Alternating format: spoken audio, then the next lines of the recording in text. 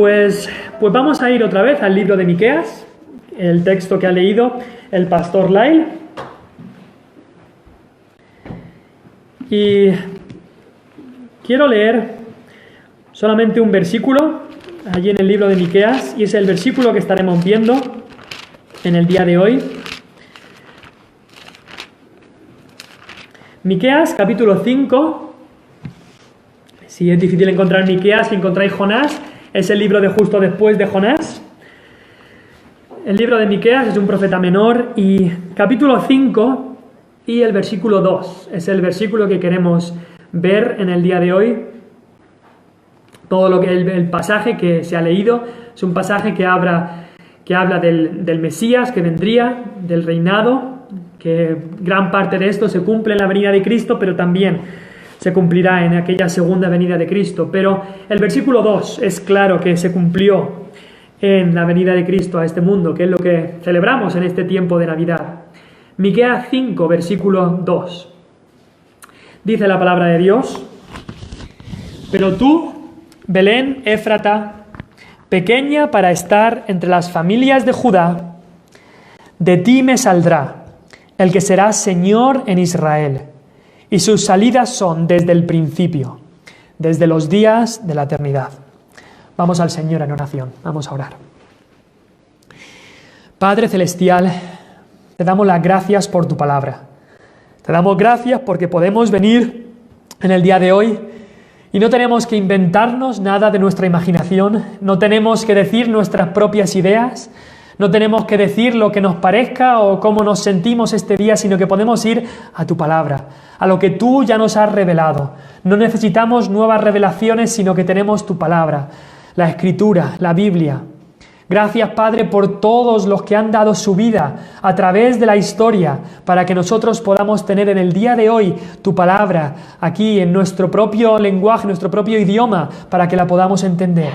Padre, te damos gracias por la Escritura. Y pedimos ahora que vayamos a la Escritura y la estudiemos y miremos qué es lo que quiere decir tu palabra y qué es lo que nos quiere decir a cada uno de nosotros. Gracias porque el centro de la palabra y el tema de la Escritura y de la Biblia es Cristo. Y ayúdanos a llegar a Él, ayúdanos a conocerle a Él más y más en este día. Y te pido que me ayudes, Padre. ¿Quién es suficiente para estas cosas? Nadie, Señor, pero pedimos que tu Espíritu Santo sea el que nos hable en esta mañana. Que no sea yo, sino que sea tu Espíritu Santo hablándonos al corazón y diciéndonos aquellas cosas que realmente nos hacen falta. Padre, pedimos que así sea y que el nombre de Cristo sea honrado y glorificado en este día. Pedimos todo esto en su nombre. Amén. Este mundo en el que vivimos y esta sociedad está empujando cada vez más y cada vez con más fuerza para secularizar la Navidad, para quitarle a la Navidad todo lo que tenga que ver con Cristo y con su nacimiento. Así que en estas últimas semanas, en estos últimos meses, o estas últimas semanas y últimos días, quizá habréis escuchado incluso políticos alrededor del mundo que lo que desean a sus ciudadanos es unas felices vacaciones o unas felices fiestas, pero no quieren decir una feliz Navidad. Y esto significa que cada vez más en nuestras sociedades, en nuestras culturas y en nuestro país también hay un desconocimiento de lo que es la verdadera historia de la Navidad. Pero en nuestro país, si hay un dato, si hay una cosa que las personas saben de nuestro país sobre la historia de la Navidad, yo creo que es el pueblecito donde Cristo nació. Creo que todos los que estamos aquí, si nos preguntaran la pregunta ¿dónde nació Jesús? ¿Dónde nació Cristo? Yo creo que todos sabríamos la respuesta. Cristo nació en Belén. Y creo que si sales a la calle, al pueblo de Cortijos o aquí a la zona de la comarca, de las sierras de Segura, y le preguntas a la gente, la gran mayoría sabría decirte que Cristo nació en Belén. Y en España, por supuesto, hay esa tradición de recrear estos elementos que piensan que habría en Belén, y vemos que gente los recrea con figuras o incluso con personas en algunos lugares en los cuales se imaginan con más o menos acierto cuál sería o cómo sería la aldea en el nacimiento de Jesús. Pero aunque muchas personas, incluso en nuestro país hoy, saben que Cristo nació en Belén, ese dato de su vida y muchos otros no eran tan conocidos en su día. En el tiempo cuando Cristo nació, cuando Cristo vino y se encarnó en este mundo y vino a Israel, ya la nación y la cultura de Israel, la nación judía, ya tenían su estructura, sus líderes y sus señores. Tenían sus profetas, sus maestros, sus rabinos, tenían sus reyes, sus gobernantes, tenían también sus levitas y sacerdotes. Pero entonces llegó Cristo. Y había muchas preguntas, la gente tenía muchas preguntas. Y la pregunta de mucha gente era, ¿de dónde ha salido este que muchos llaman Señor? Le oímos que habla cosas maravillosas y que tiene el poder para sanar enfermos. Pero ¿de dónde tiene estas cosas? Decían. ¿Y qué sabiduría es esta que le es dada? Y estos milagros que por sus manos son hechos. ¿De dónde ha salido? Había gran confusión. Algunos de los rabinos judíos habían enseñado que cuando llegara el Mesías a este mundo, que él como que desaparecería por un tiempo y nadie sabría de dónde venía. Pero de Cristo sabían que él había vivido con ellos en Galilea. Y muchos decían, sabemos de dónde es, pero cuando venga el Cristo nadie sabrá de dónde sea. También conocían a su familia y decían, ¿no es este el carpintero, el hijo del carpintero, hijo de María, hermano de Jacobo, de José, de Judas y de Simón? Conocían a toda su familia y se escandalizaban de él. Ellos decían, sabemos que su madre es María, pero ¿quién es su padre? Porque él habla como que Dios es su padre. ¿De dónde ha salido este señor? Sabemos que vino de Nazaret, pero ¿de Nazaret puede salir algo bueno? Sabemos que ha vivido en Galilea, pero de Galilea nunca se ha levantado profeta, decían los sacerdotes. ¿De dónde ha salido? ¿Dónde nació? Algunos creían incluso que Cristo había nacido en Nazaret, lo cual no era verdad. Y decían, ¿no dice la Escritura que del linaje de David y de la aldea de Belén, de donde era David, ha de venir el Cristo? Había una gran confusión. Y decían, ¿de dónde ha salido este señor, este maestro, este rabí? Y nosotros cuando hablamos y decimos de dónde ha salido alguien, estamos indicando que hay algo de sorpresa, que hay algo peculiar con esa persona, alguna característica que nos sorprende, que no sabemos cómo esa persona la tiene. A mi mujer y a mí nos ha pasado a veces que cuando estamos paseando con nuestros hijos, nuestros 3 niños, y a lo mejor alguien que nos conoce ve a los niños, ve a uno de nuestros hijos y dice, pero ¿cómo puede ser? ¿De dónde ha salido este niño tan guapo? Y claro, lo pensamos y decimos, pues indirectamente nos está llamando feos, porque dice, ¿de dónde ha salido este niño tan guapo? Pero claro, es algo que la gente habla para expresar sorpresa, pero también para indagar sobre la procedencia de alguien, de dónde ha salido, de dónde viene esta persona. Queremos saber cuáles son los orígenes de alguien o cómo ha llegado a donde está ahora. Y Cristo es la persona más sorprendente de toda la historia. Así que, una pregunta que podemos y debemos hacernos es, ¿de dónde salió Cristo? ¿Quién es este Señor? Y el versículo que hemos leído hoy, en Miqueas 5, versículo 2, nos da la respuesta. Dice, pero tú, Belén Éfrata, pequeña para estar entre las familias de Judá, de ti me saldrá el que será Señor en Israel, y sus salidas son desde el principio, desde los días de la eternidad. Preguntamos, ¿de dónde salió? ¿De dónde ha salido este gran Señor, este Señor de Israel? Y la primera respuesta que vamos a dar es que este Señor de Israel, y empezamos por el final del versículo, este Señor de Israel salió desde la eternidad. Salió desde la eternidad. Esta expresión que dice ahí salidas, que sus salidas son desde los días de la eternidad, esa expresión salidas también puede traducirse como sus orígenes, si es que se puede utilizar esa palabra con Cristo, o el lugar del cual procede. El origen de nuestro Señor, del Hijo de Dios, no está en Belén, como muchos piensan. Él existe y existió por toda la eternidad. No hay ningún momento pasado cuando Él comenzó a existir, ni habrá ningún momento futuro cuando Él dejará de existir. Él es eterno. Él vive en los días de la eternidad. Él es el Hijo de Dios. Quizás esto sea difícil para entenderlo en nuestras mentes, que estamos tan acostumbrados al tiempo. Pero Dios es eterno, Él no está limitado al tiempo. Y solamente Dios puede tener eternidad. Así que Cristo es Dios y Cristo es eterno. Dice ahí que desde los días de la eternidad, Él es Dios. Desde los días de la eternidad. Y es que eso es lo mismo que Cristo declaró cuando vino a este mundo. Cuando los fariseos le preguntaron, Él declaró: antes que Abraham fuese, yo soy. Antes que Abraham fuese, yo soy. También en el libro de Apocalipsis, cuando Juan vio esa visión, Cristo es llamado allí 4 veces el Alfa y la Omega. Alfa y Omega son la primera y la última letra del alfabeto griego. Eso significa que Cristo es el principio y el final. Él ha existido siempre. Él ha estado siempre. Él es Dios. Antes de Belén, antes de Abraham, antes de la creación, antes del tiempo. Y por eso es el único que merece el título de el Señor de Israel, como nos dice aquí el versículo, el Señor de señores, el Señor del universo, el Señor de la gloria. Pero esta es una verdad muy preciosa también para el creyente, porque significa que el Hijo de Dios, que Cristo Jesús, es eterno, aquel en el cual hemos puesto nuestra fe y nuestra confianza, que Él ha salido en favor de su pueblo, ¿cuándo? Desde antes que su pueblo fuese creado, desde toda la eternidad. Desde los días de la eternidad, este Señor ha estado saliendo y actuando para y por su pueblo. Dice la palabra de Dios que Él nos ha escogido, ¿cuándo? Desde antes de la fundación del mundo. Leemos eso en Efesios 1:4.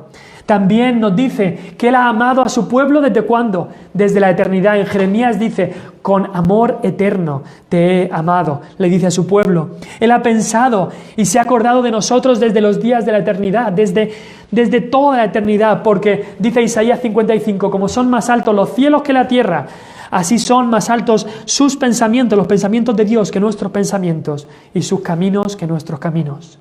¿De dónde ha salido este Señor de Israel, este Señor de la gloria? Él ha salido del cielo, Él ha salido de la eternidad, Él ha salido de Dios mismo, porque Él es Dios, y ha salido de Dios en favor de su pueblo que Él iba a salvar. Así que ahí leemos que este Señor salió desde los días de la eternidad. Sus salidas son desde los días de la eternidad. Pero en segundo lugar, leemos la penúltima frase allí en el versículo, dice: y sus salidas son desde el principio.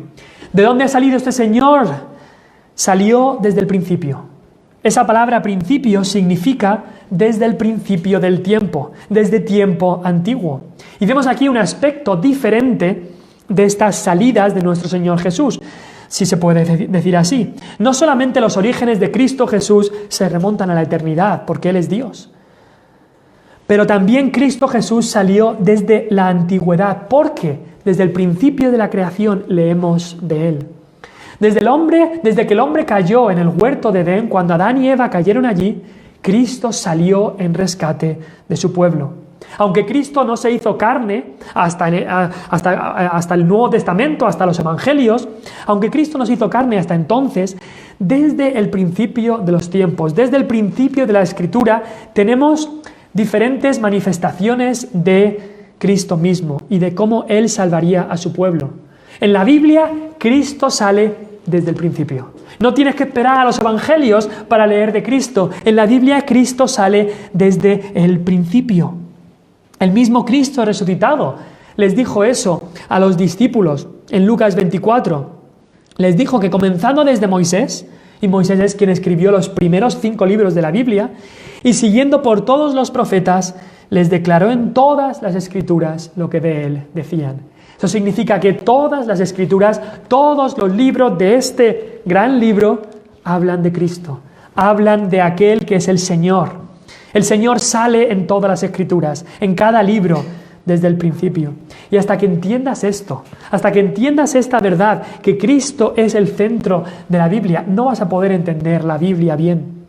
Desde tiempo antiguo, desde el principio del tiempo, este Señor que es divino, que es de Dios, ha estado saliendo, ha estado viniendo, ha estado actuando para y por su pueblo, para salvar un pueblo para Él mismo. Y ha estado revelando más y más cosas de Él. En el Antiguo Testamento quizás alguna vez has leído de que venía el ángel del Señor. Y te habrás preguntado, ¿quién es este ángel del Señor? Que cuando las personas lo veían, se arrodillaban y le hablaban como si fuese Dios.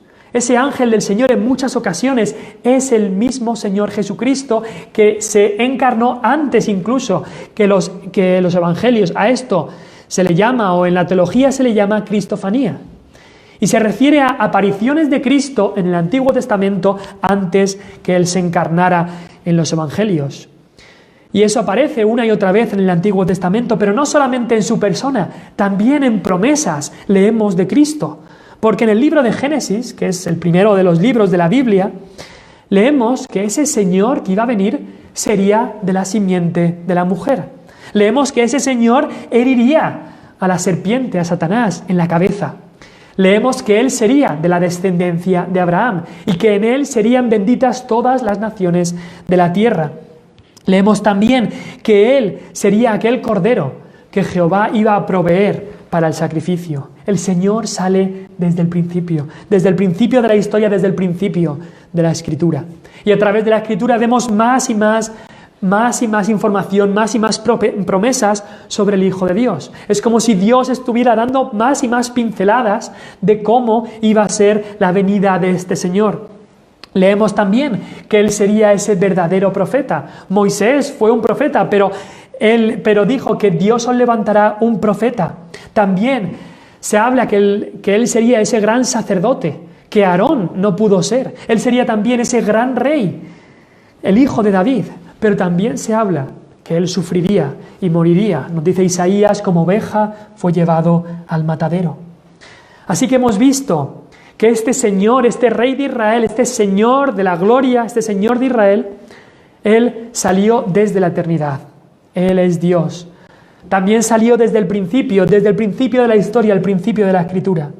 Pero en tercer lugar, y aquí es donde vamos a explayarnos un poco más, dice: porque de ti me saldrá el que será Señor en Israel. Y se refiere a Belén. Este Señor salió de Belén. Hemos visto la eternidad de sus salidas, hemos visto la antigüedad de sus salidas. Ahora queremos ver la principal de sus salidas, cómo Él salió de Belén. Y este texto que hemos leído profetiza esta principal salida, si se puede llamar así, del Señor. Dice ahí: de ti, de Belén, me saldrá el que será Señor de Israel. También se podría decir: de ti saldrá hacia mí. Y el que está hablando aquí es el Padre. Es el Padre y está hablando de cómo su Hijo saldría de Belén en dirección al Padre, en dirección al cielo. Y es increíble porque este texto que lees tú aquí en Miqueas 5:2 fue escrito 600 años antes de la venida de Cristo. 600 años antes. Y se cumplió a la perfección en la venida de nuestro Señor Jesucristo. Eso nos hace ver lo fiable y lo perfecta que es la palabra de Dios que tenemos aquí con nosotros. Todas las profecías, todas estas promesas del Señor se cumplen a la perfección en la venida de Cristo a este mundo. Y ese es el acontecimiento que por supuesto estamos celebrando en la Navidad, que Cristo vino a este mundo. El Hijo de Dios, quien es 100% Dios, Él tomó un cuerpo 100% humano en unión con su divinidad y habitó en esta tierra. A eso le llamamos la encarnación, eso es lo que celebramos en este tiempo. Dios con nosotros. Quizá habéis oído el nombre Emmanuel, eso es lo que significa. Dios con nosotros. Dios vino y habitó entre nosotros, y dice Juan que dimos su gloria. Gloria como la del unigénito del Padre, lleno de gracia y de verdad. Pero esto es asombroso, que Dios viniera a este mundo, porque Salomón mismo, el más sabio de todos los hombres, aparte de Cristo, dijo: pero ¿cómo puede ser? ¿Es verdad que Dios morará sobre la tierra? Y así pasó cuando vino Cristo, que Dios moró sobre la tierra. Pero no debemos olvidar que en esta salida central de Cristo, como dice ahí, de ti me saldrá, el origen era Belén, ¿sí? El destino era el cielo, a la diestra del Padre, pero había una parada muy importante que Cristo tenía que hacer. De Belén al cielo, pasando por el Gólgota. De la cuna a la corona, pasando por la cruz. De la cuna a la corona, pasando por la cruz. Hace un año, más de un año, yo estaba allí en Irlanda del Norte y fuimos un grupo de personas, de la iglesia a una residencia de ancianos a cantarle a los ancianos en Navidad. Y cuando habíamos acabado de cantar, nos llevaron a una sala aparte, las enfermeras que había allí, y nos llevaron a una sala aparte porque allí había un hombre bastante mayor que estaba estaba en sus últimos días. Y este hombre había sido predicador del Evangelio. Y fuimos a esta sala para cantarle especialmente a él. Y entonces nos pusimos a cantar otra vez y fue un gozo poder cantarle a este hombre, pero en uno de los villancicos, en uno de los himnos que estábamos cantando, el hombre ya sabía este villancico, este himno, y cantamos las primeras 3 estrofas, las primeras 3 versos del coro, y el hombre nos paró y dijo, tenéis que cantar el último verso también, la última estrofa, porque en la última se habla del Calvario, se habla de la muerte de Cristo. Y este hombre nos dijo, un hombre que ya estaba en sus últimos días, nos dijo, si no llegas al Calvario, lo pierdes todo. Si no llegas al Calvario, lo pierdes todo. Y eso se me quedó. Es bueno recordar el nacimiento de Cristo en esta época, por supuesto, pero nos quedamos infinitamente cortos si no recordamos que Cristo vino a este mundo para morir por pecadores. Decía el apóstol Pablo que Cristo Jesús vino al mundo para salvar a los pecadores, de los cuales yo soy el primero. Debemos recordar que Él nació, sí, pero nació para morir por pecadores. Recordar que cada uno de nuestros pecados, cada mentira, cada enfado, cada ira, cada berrinche, cada desobediencia, cada orgullo, cada blasfemia, cada cotilleo, cada robo, cada egoísmo, cada adulterio, cada borrachera, cada uno de nuestros pecados hizo necesario que Cristo muriese en la cruz. Cada uno de nuestros pecados lo clavó a Él en la cruz. Él salió de la gloria y vino a Belén. Y salió de Belén para salvarnos de nuestros pecados. Y te pregunto, ¿cómo respondes tú a tanta misericordia que Cristo nos ha mostrado? No merecíamos que este Señor saliera en nuestra defensa, pero así lo hizo. No merecíamos que el Señor muriera por pecadores, pero así lo hizo. Lo que merecíamos es el peor de los infiernos y Cristo nos da el mejor de los regalos. El Padre nos quiere dar ese regalo en esta Navidad, Cristo como nuestro sustituto, el que murió en nuestro lugar. Y la invitación que se hace es muy simple. Cristo dice, venid a mí, todos los que estáis trabajados y cargados, y yo os haré descansar. Es simple la invitación, arrepentirnos de nuestros pecados y creer en Cristo como ese Cordero que es nuestro sustituto, como ese regalo de Navidad que Dios nos quiere dar para salvarnos de nuestros pecados. Cristo es el Señor de Israel y el Señor del mundo, el Señor del universo, el Señor de la gloria, porque Él es Dios, pero también porque se ganó ese derecho con su sufrimiento. Y este Señor y Salvador salió ¿de dónde? De Belén. De Belén. Y Belén es una aldea con una historia muy interesante. La primera mención que tenemos de Belén en la Escritura es en el libro de Génesis. Y vemos que Raquel, que era la querida mujer de Jacob, Raquel estaba embarazada y mientras están viajando, ella muere dando a luz a Benjamín. ¿Y muere dónde? Allí en Belén, Efrata. La siguiente mención que se hace de este pueblo de Belén es muy relevante porque es en el libro de Ruth. El libro de Ruth es aquella maravillosa y romántica historia de Ruth y de Booz. Y cómo ellos mismos llegaron a ser los bisabuelos del rey David. Booz era de Belén y Ruth era una moabita extranjera. Pero Ruth viene a Belén y se encuentran Booz y Ruth y se casan y su bisnieto llega a ser el rey David. Y por supuesto el rey David es muy asociado con la ciudad de Belén, o con el pueblo de Belén, porque nació allí, también fue ungido en Belén y también él cuidaba de las ovejas de su padre allí en Belén. Y por eso Cristo se le llama el hijo de David. Por supuesto venía del linaje, de la descendencia de David, pero también Cristo y David son los únicos reyes de Israel que nacieron en Belén. Así que al pensar en Belén, los judíos recordarían un lugar de muerte, de tragedia, cuando Raquel murió, pero también un lugar de un amor redentor, de Booz y de Ruth, y también un lugar de realeza, porque allí es de donde era el rey David. Y si piensas en todas estas cosas, todas se dan en el Señor Jesús. La realeza es de nuestro Señor Jesús, Él es el Hijo de David, el amor redentor que Él nos muestra para salvarnos, cuando busca y cuando ama a su iglesia, a su esposa, y también, por supuesto, la muerte de nuestro Señor Jesús. Pero Belén es también un pueblo fructífero. Es una tierra buena para la agricultura y para el ganado. Vemos en el texto aquí que se le dan dos nombres a este pueblo. Si leéis ahí en Miqueas 5, versículo 2, dice, pero tú, y le da dos nombres, Belén Efrata. Belén Efrata. El nombre Belén significa en hebreo casa del pan, casa del pan. A propósito, hablando de la casa del pan, ya nos dijeron a mi mujer y a mí que cuando viniésemos aquí a Cortijos Nuevos, que nos iba a gustar mucho el pan de Cortijos Nuevos, y así es, lo estamos disfrutando muchísimo. Se podría decir que Cortijos Nuevos también es la casa del pan, pero ese era el nombre de Belén, era la casa del pan. Y Ruth fue a espigar allí, a espigar los campos de Booz, en la cosecha del trigo. Era un pueblo fructífero en donde había pan. Y por supuesto Cristo es llamado el pan de vida, y Él nació allí en Belén, en la casa del pan. El nombre Efrata significa fructífero, literalmente, eso es lo que significa este nombre.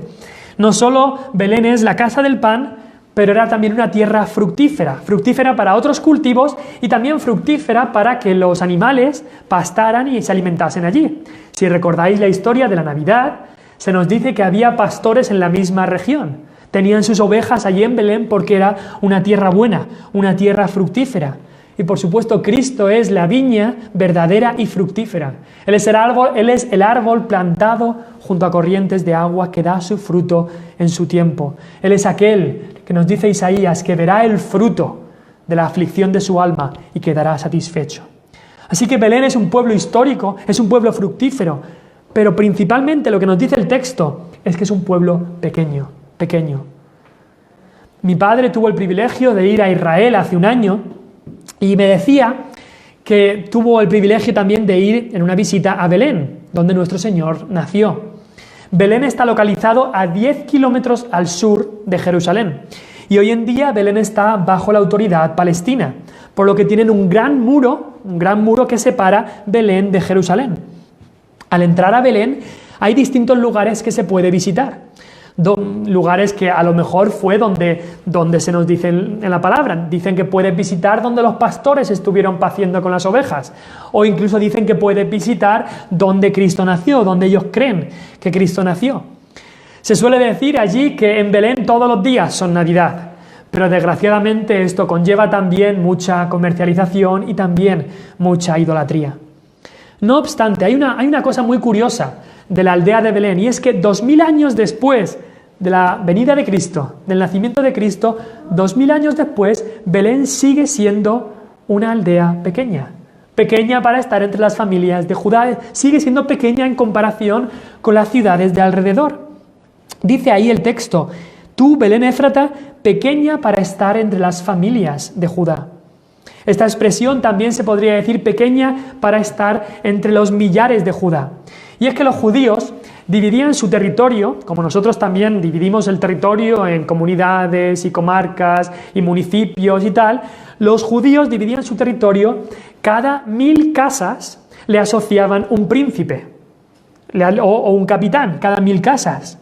Y entonces este versículo nos está diciendo que Belén era tan pequeña que no podían tener un capitán por sí mismos, no podían tener un territorio por sí, o un capitán para ellos mismos. No llegaban ni a esto, eran tan pequeños que no podían tener un príncipe propio.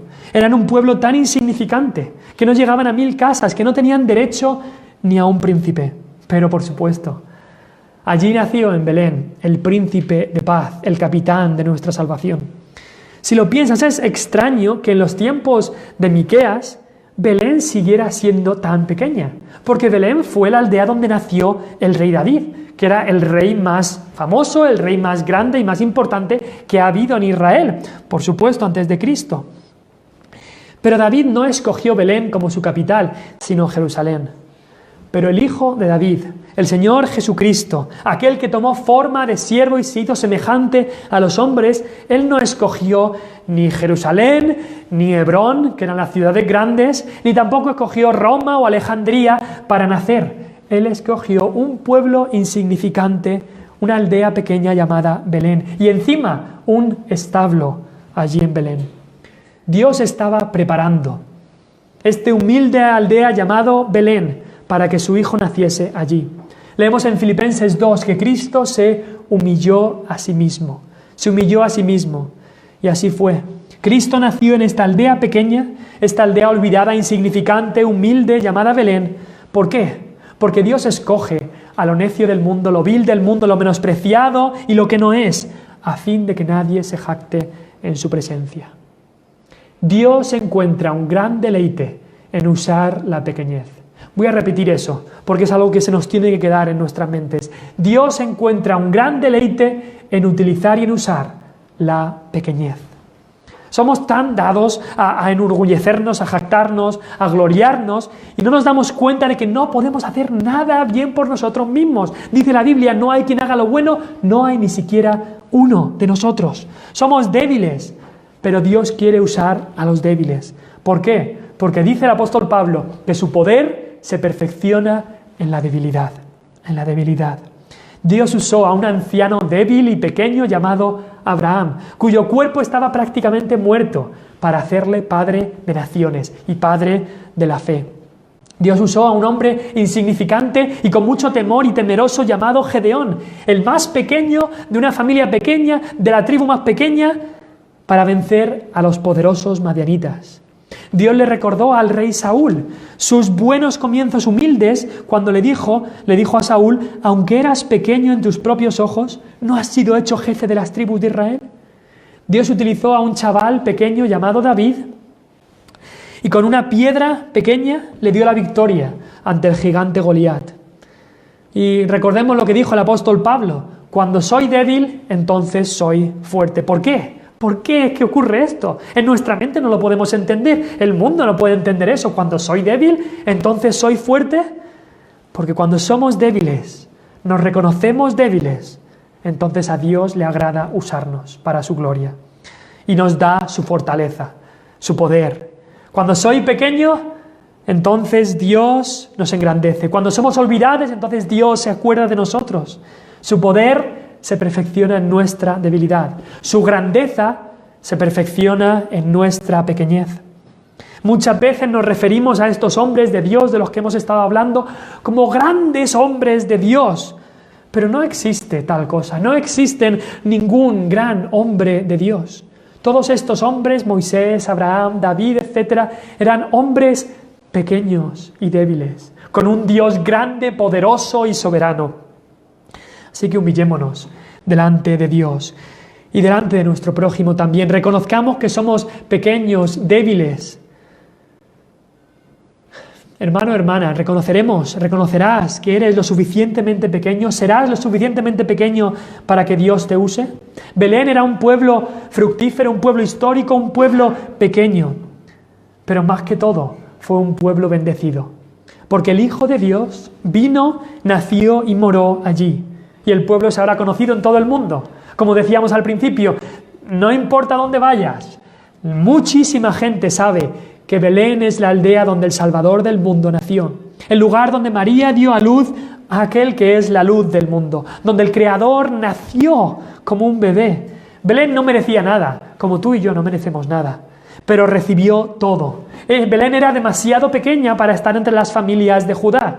Pero la gracia soberana de Dios quiso que allí naciera el que nos hace estar en la familia de Dios. Demasiado pequeña para tener un príncipe, y aún así tuvo al príncipe de paz naciendo en ella. Me pregunto, y te pregunto a ti, ¿qué harás de Cristo en esta Navidad?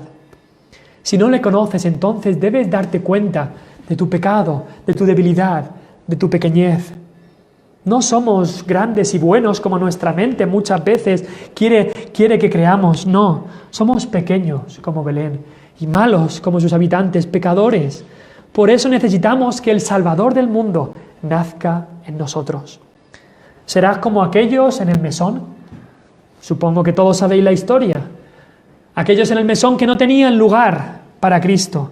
Le dirás a Cristo, no quiero que tú estés en mi vida. O abrirás tus puertas como aquel pequeño y sucio establo en el cual Cristo nació. Te puedo asegurar que aquel pesebre, aquel establo, alcanzó la bendición de Dios y el mesón se quedó sin ella. Cristo, aquel que es Dios eterno, como hemos visto. Aquel que salió desde la eternidad.